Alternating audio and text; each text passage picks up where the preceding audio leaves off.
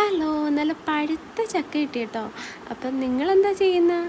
അപ്പം നമ്മൾ കുറച്ചെടുത്ത് കഴിക്കും, എന്നിട്ട് കുറച്ചെടുത്തിട്ട് അടിപൊളി സ്നാക്ക് ഉണ്ടാക്കുക കേട്ടോ. അതിനായിട്ട് ഇതാ കുരുവൊക്കെ കളഞ്ഞ ചക്ക ഒരു കുക്കറിനകത്തോട്ട് ഇട്ട് കൊടുക്കുക. അതിലേക്ക് ലേശം വെള്ളം ഒഴിച്ച് 2 വിസിലിന് വേണ്ടി നമുക്ക് കാത്തിരിക്കുക കേട്ടോ. ആ ഒരു ടൈമിൽ നമുക്ക് ശർക്കര പാനി ഉണ്ടാക്കിയിട്ട് അത് അരിച്ച് മാറ്റി വെക്കുക. എന്നിട്ടൊരു ചീനിച്ചട്ടീനകത്തോട്ട് നമ്മൾ അരിച്ച് വെച്ച ശർക്കര പാനി ഇല്ലേ, അതൊഴിച്ച് കൊടുക്കുക. എന്നിട്ട് നമ്മൾ വേവിച്ച് ചക്കയും ഇട്ട് കൊടുക്കുക. എന്നിട്ട് നന്നായിട്ട് ആ ചക്കയൊന്ന് ഉടച്ചെടുക്കുക കേട്ടോ. ഉടച്ചെടുത്ത് കഴിഞ്ഞാൽ നമുക്കതിലേക്ക് ചിരകിയതിട്ട് കൊടുക്കുക കേട്ടോ. എന്നിട്ട് ആ ശർക്കരപ്പാനി വറ്റി വരുമ്പോൾ നമുക്ക് സ്റ്റവ് ഓഫ് ആക്കാം. എന്നിട്ട് അരിപ്പൊടിയിലോട്ട് കുറച്ച് ചൂടുവെള്ളം ഒഴിച്ചു കൊടുക്കുക, നെയ്യും ചേർത്ത് കൊടുക്കുക കേട്ടോ.